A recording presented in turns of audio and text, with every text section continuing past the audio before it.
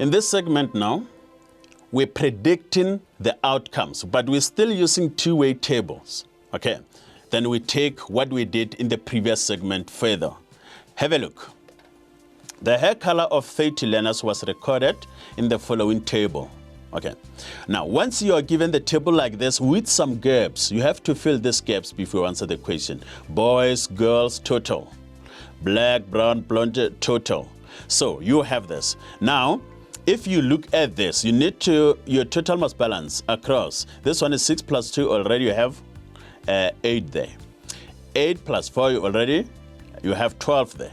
Okay, so that 8 plus 12 plus 10 must give you the total of 30 there. Okay, you just try to get that, you add, you subtract to fill this. Now, let's see. It is important for you to make sure that you complete the table before attempting any probability problems. As I was saying, look at the table now. We completed every single block here. Now, the total, this number in the corner here, must agree. When you add this way, okay, you must get 30. When you add horizontally, 30. Vertically and horizontally, you must get this number there.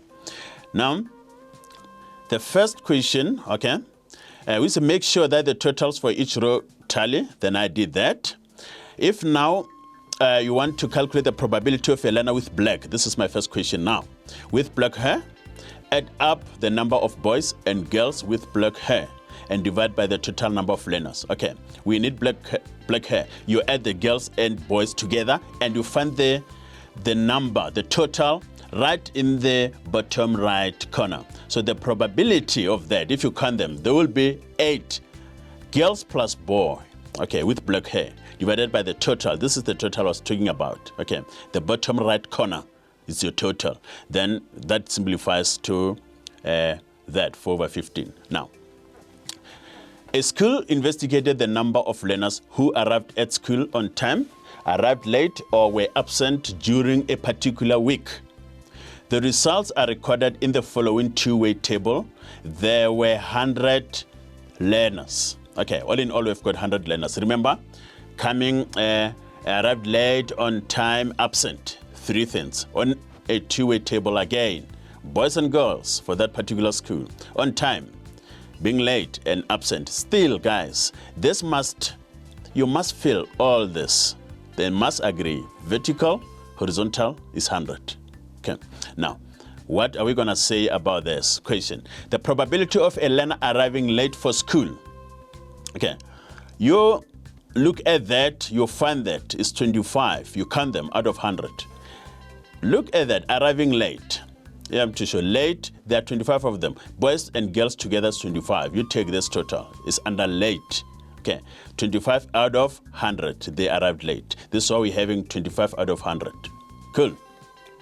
Now, this is my table again. Then the next question will be the probability of a learner arriving on time. I'm going back to my table.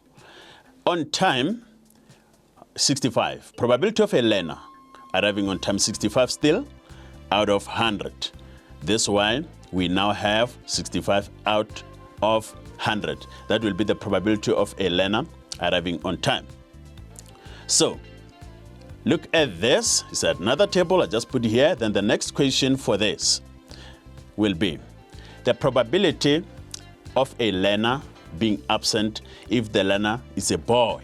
Okay, this guys overlaps into what we call conditional probability. On condition that it's a boy, so what is the probability of that learner being absent? So we need to be careful there.